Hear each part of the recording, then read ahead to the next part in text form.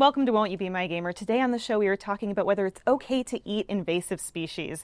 We're talking about our carbon footprints and if this is all just a PR stunt, and why we like living on planet Earth. We're joined by climate educator Susie Hicks. Woo! And Nicole, what are we playing today? We're playing Alba, and we are going to be taking photos of birds in order to save the planet. I think that's how I walk normally too. Just hands out, big steps, no bending knees. Yeah. You make kids content. I do. Can you tell everybody about your show? Yeah, I can. So I have a show called Susie Hicks, the Climate Chick and Sprout, where me and a puppet learn about climate change, climate emotions, and climate solutions, and we meet climate role models. So we meet people all over the world who are doing really cool work to stop climate change. Who are some of the role models? Oh my gosh. So for our first episode, we went here in LA, which was super fun, and we met two people that work at Grid Alternatives, which is a renewable energy company. And they give job training to people all over the community to install solar panels, to work with renewable energy, and to save money. So we learn in the first episode like what climate change is. The puppet has a tough time because she's like, that's terrible. And I'm like, you're right. And then in order to process that, we take a second, we think about our emotions, and then we go meet people who are fighting the problem. So Grid Alternatives in DTLA, you should go check it out. Renewable energy as a climate change educator is a big part of what you're studying and sharing. And Yeah, absolutely. Yeah. So what we talk about when we talk to kids is that Earth has a blanket around it, right? And that's our atmosphere. And we can't see the blanket necessarily, but we know that it's there. It keeps us warm. It keeps liquid water so we can drink it. It also protects us from asteroids. So if you see a shooting star, that's actually an asteroid burning up in the atmosphere, which is sick. So we call it a blanket, but we also call it a sheet of armor or a greenhouse. And when we burn fossil fuels like coal, oil, and gas, that makes our blanket thicker and it traps more heat and stuff starts to get weird. So the main thing that we ground kids in for like the first lesson about climate change is when we burn fossil fuels, we make the atmosphere trap more heat, which makes things weird. And so a solution to that is using renewable energy. And we have a song about it that says, if we use water, wind, earth, and sunlight, we will be all right. Right on. Very fun. I mean, it's simple, but it's true. Yeah. Yeah. Listen, the revolution needs catchy slogans. So Yeah, I've always thought that. Couldn't agree more. Kindergarten messaging really helps people get it. Especially anything that can be a chant. Yes. Yeah. We have a little dance that we do for the bridge. Do you want to learn it? Yeah, 100% I do. Hydro, geo, wind and sun. Energy is all around for everyone. Hydro, geo, wind and sun. Energy is all around for everyone. Yeah.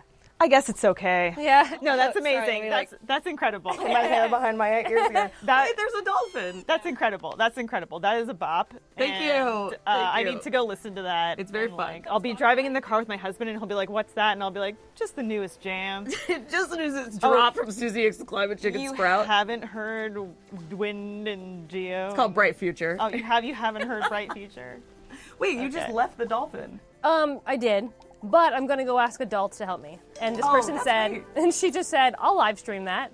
Oh, okay. She's That's what we're doing. We're Yes. adults that are live streaming yeah, we're for the environment. spreading knowledge. That's so is she. incredible. Yeah, but we need some adults. And sometimes it's okay to ask for help from adults. Pepe. Pepe's gonna help. Yeah. Let's see if Grandma and Grandpa can help. Because they haven't given me the phone back yet, and like that's ultimately why I'm here. Right. Yeah. Right. Those are Dolphins to important cover. Like, good to see you, Grandma, Grandpa. Where's my phone? Dude, I am all about drought-resistant landscapes. things. Yes. I think they look great. They look great. I think they look look amazing. cool. They smell good because it's mostly sage. Mm-hmm. And so you've got like a multi-sensory experience when you're planting native plants. Because they look really good, they smell really good, and you can eat a lot of them. So Oh, yeah. not all of them, but a lot of them. Can you eat sage? You can eat sage. Yeah. I'm gonna chomp on some sage. Are you familiar with Dinosaur Time? No. So Dinosaur Time's very popular on TikTok right now. Okay. And it's when you get all your greens in like 4 bites. And so you get a handful of spinach and you just shove it in your mouth and chew and it's Dinosaur Time. That's like a Great Depression meal. It's like, Yeah. you're like, I can only eat chicken nuggets. And then you're like, dinosaur. Dinosaur Time. I feel like I'd kick open my kitchen door and be like, it's dinosaur time. Or you wear those giant dinosaur costumes. Yeah. The little inflatable, The inflatable ones. Yeah. Tiny arms. So did we save the whale, Nicole? We did save the dolphin. Okay. As a community. All right. Wait, did we win the game? And thank you everyone for watching. No, we just beat the opening. We basically beat the cold open. Yes. But we saved the dolphin. We did save the dolphin. But the whales are still... we still need to save them. Okay. You teach a class on... I do. I teach about climate science Okay. all over LA. So I teach at an outdoor elementary school in Atwater Village, and I teach at an enrichment center in Santa Monica. Wait, so outdoor elementary Completely school. outdoors. So all day, rain or shine. Yep. What are you doing outdoors Is it all like day? a parking lot? No, it's a park. Oh, okay. Without the lot. Okay. Yeah, they just meet in a park every day. And there's like a Wow. little gazebo thing that they'll go into if it's raining. But yeah, I've gone sweltering hot days, rainy, cold days. Oh, you got the phone. I got the phone. That's awesome. Yeah, it's super fun. And so I teach them about climate change and climate solutions. And we just Wow. finished a series where we talk about all of the different ways we can address climate change from a global perspective all the way down through country, state, city, neighborhood to what you can do as an individual. Oh, she's so beautiful. She's so pretty. These grandparents better stay alive for this entire game. No, they are. They're fine. She's skipping too joyfully to have Yeah. dead grandparents at the end They're of this not game. doing this to me. I've been through too much. Yeah, this is about Nicole now. We're gonna game is scan some adorable. animals. Scan 5 animals. There's an app that's very similar to this. It's called Seek by iNaturalist. It's my favorite thing ever. Anytime I'm on a hike, I will literally just point my phone at things and identify them. Amazing. Gosh, I've never had great success with the plant identifier apps. Yeah. They always seem a little wishy-washy. This one, it changed the game for me. Okay. I've always felt wishy-washy about plant identifier apps, but then this one changed my life. I feel like I'm getting to know my neighbors when I can identify plants around here, because then I'll walk around and be like, oh, I know you. Oh my God, I met you the other day. You're getting a lot of birds here. Yeah. Have you seen anything other than birds? a cat? Oh, And the cool. cat did not attack the bird. That's good. Cats are a big threat to biodiversity. Yeah, like you're not allowed to bring cats to Australia and stuff like that. really? I think that you can't bring certain cat breeds, and Wow. yeah, they're very protective. Okay, tell us more about that. Is it because they attack wildlife or because Yes. they carry different diseases or No, what? it's because they. It's because they attack so much, and they just have tons of little kitty babies, and then they grow up to be murderers. Yeah. So They're wild animals that are so cute. So and cute. I mean, I love cats. I have cats, and I have a cat. I am aware that they are a detriment to local biodiversity, but they're so cute, and that's called cognitive dissonance. yeah, Ecosystems are so sensitive. Maybe both of you are familiar with the cane toad problem in Australia. Yes, I learned Very in similar. AP Environmental Science. I learned about classic. cane toads. That's a classic. That was big And for just me. that, in Australia, they openly just attack and try to exterminate the cane toads because Yeah. And like you can't even run them over because they're like hardy. yes, yes, they're a hardy toad. in the world. Yeah. That's like lionfish in Florida. The like big, spiny, gorgeous fish. They're poisonous and invasive, super invasive. And so people will just go and like spear them and come back with like a spear loaded with lionfish. And no one in thinks Florida. twice about it. Yeah. Can you eat it? Yes, you can. Okay, you so can. And so it's becoming a ideally new it's not food just s- murder. It's a new food source. And like there's a whole new like fad of invasive cuisine where you can eat Invasive cuisine. literally where you eat invasive species so they don't harm the local ecosystems, like you're taking them out of the ecosystem my and gosh. putting it into the economic system so that people are like paying to go to a restaurant to eat a lionfish so it's not in the ocean anymore. It's like the opposite of those secret billionaire parties where they're like Yeah. eating, rare. Yeah, and tonight's menu, panda. Yeah. Yeah. the last white rhino. Ooh, are those cormorants? I think that's what they are. Let's find out. You got to get in the water. They're cormorants or the dopey vultures from Snow White. yeah. One or the other. What is it? And then what is it? Come on. Come on. Yes. Carver. Let's go. Great cormorant. Cormorant. Cormorant. Canada, we had to ship some Canadian geese to America once because we had too many geese. Oh, there's a great book called The Anthropocene Reviewed by John Green where he rates Canada geese on a scale of 1 to 5 stars. It should be 1 to mean stars because they're so No, mean. For real. But his whole thesis in it is that we as humans, because we're like the dominant species right now, we decide what animals live and die. And because we have cultivated like this concrete / grass / filtered water world, Canada geese thrive and other birds don't. Wow. And so we have like created the perfect conditions for Canada geese to be like a massive bird species. Can you repeat that book name one more time for the live chat and me? Yes, it's called The Anthropocene Reviewed. And the Anthropocene is like the period of time, you know, like in like the Pliocene or the other, like the Holocene, were periods of time in the past. It's also hotly debated whether or not this is like real, because it's like, oh, the hubris of humanity to think that we can name an entire geological epoch after ourselves. But it's like the period of time in which humans are like greatly altering the planet. And so John Green, who wrote The Fault in Our Stars, Abundance of Catherines, Looking for Alaska, Turtles All the Way Down, like he writes a lot of YA novels. He wrote this nonfiction book in the pandemic Wow. called The Anthropocene Reviewed, where he rates like all of these different aspects of humanity on a scale of 1 to 5 stars, like it's a Yelp review. And I'm teaching it right now in my class, That's which fascinating. is why I'm thinking about it. I gotta read that. It's so good. It's free on Spotify. Wow. The audiobook. So I have a tattoo of that plant Really? What is on my this? arm. It's a chaparral yucca. Well, that might be a different species of yucca. Do you have favorite plants here? Obviously, that's one of them. Yeah, chaparral yucca. Sounds like Chapel Roan. Chapel Roan yucca. I didn't want to say. Yeah, good luck, babe. But they grow in like, they look like a little circle like this. And then in the last year of their life, they shoot up and make this beautiful flower, and then they die. I plan on doing lovely. that too. Yeah. So, inspo, I guess. I'm really spiky and round right now, and then in the last year of my life, I'm going to shoot to the sky. I'm just really gonna explode right out. Yeah. It's going to be great. So where are you going to right now? What's your objective? So no real objectives right now other than scanning different animals. I want to scan enough animals that I can find pictures to replace the sign. I think I have one right now. I have to Okay, go cool. do that.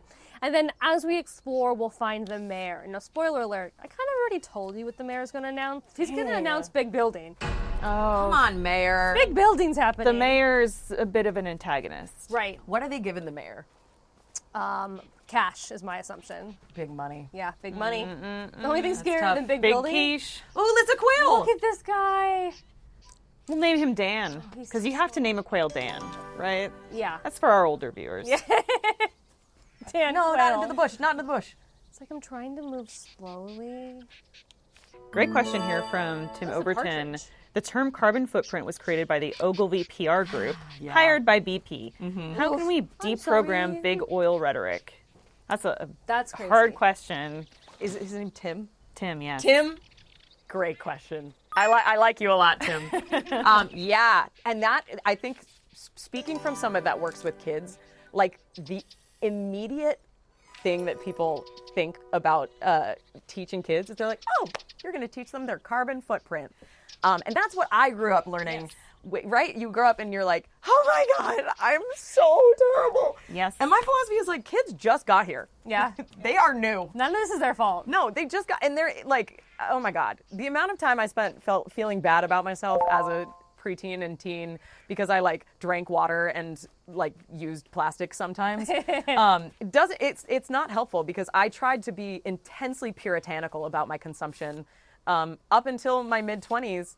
I mean, I still am, but like in a way that was very detrimental because I thought by controlling what I could control in my own individual world, I would, stop climate change. Yeah. And You, here I was, Susie, are the me. linchpin. Yeah, no, me, Susie from New Jersey. I'm the make or From break heaven, moment New Jersey. of climate change. And then I did all these things right, and I watched big oil just continue to expand, and I watched pipelines continue to get built, and oil spills continue to happen, and wildfires get worse, and all of these things. And I was like, I am busting my butt to try to make a better world when these giant corporations are not. And so I think what I do with my audiences is talking about the causes of climate not being humanity, but being fossil fuel companies and their PR tactics. Which isn't to say that we shouldn't be environmentally conscious, right? Oh God, yeah, no. I mean, we were just talking about vegetarianism, Yeah. and also, like, I love building routines. that's really important for kids to build routines, but it's also really important for us as adults to build routines.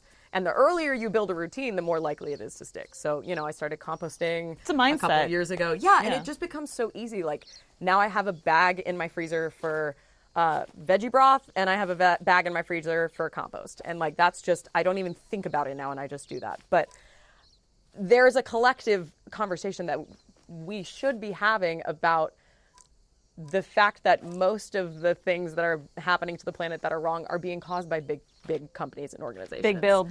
Yeah, big build. Yeah, major corporations need to be held accountable. And so organizing with people to understand who is behind all of these problems can help us avoid like the, oh my God, humans at large are bad, because humans are not. Indigenous people live for thousands of years with nature, and it's only in the last couple of 100 years that we have, brought grass everywhere and exploited labor and created systems that hurt people but give a certain amount of people a lot of money. And so kids are really able to understand that. Adults absolutely are able to understand that, but kids are like really big arbiters for justice. They're like, that's not fair if a kid gets a piece of paper that's like slightly bigger than theirs. And so being able to say, people have been making mistakes in terms of the ways that we are treating the planet. And there are some people who knew that these were mistakes but kept doing them anyway because it made them money, is a really easy thing for kids to digest and be like, what? So I like to say that 99% of my job is just dealing with indignant 9-year-olds who are like, why would they do that? I'm like, I know, man, it's super messed up. We should do something about that.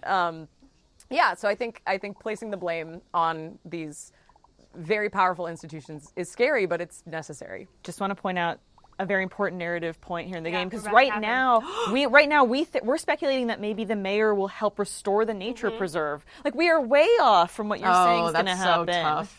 That's tough, man. Because there was a fire, Yeah, I which think for us in Inez- SoCal is just hitting yeah. so close to home. Oh yeah, I think Inez is my favorite character. I like how big her mouth is. She's so happy. Oh, is that the mayor? That's who the mayor. The mayor is the one talking. Next to him is the nefarious dude who wants to build hotels. Lujo. No. No me digas. The world's largest? No. No. Porque? One of the townspeople is like, what about affordable housing? And he's like, No! This is the plot to the Roadhouse remake. Okay, guys? oh my gosh. This is like basically how every Taco. season of White Lotus starts. This is the prequel to This White is Lotus. the prequel to White Lotus. Absolutely, though. Wow, so we're coming here thinking maybe they're actually going to help nature on this island, but no. Taco says there's no limits, which is fundamentally false on a planet with finite resources. And let's talk about that, because Yeah. you have described Earth as this Goldilocks planet. I know that's, Yeah. that's kind of like, the science. Can you talk a little bit about that? Yeah. Why is it just right? She's just right. Oh, she's delicious. So Earth is earthen. Earth is the Goldilocks planet. It's in the Goldilocks zone, which is just far enough from the sun that it is not too hot, it's not too cold, it's just right. But it's not just the distance from the sun, it's also the way that our atmosphere is structured to keep us warm enough to survive. So the average temperature on Earth is changing, but overarchingly is 59 degrees Fahrenheit.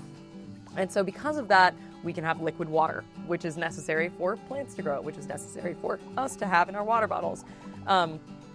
It's pressurized enough to have liquid water, and then it's warm enough for warm-blooded animals to live.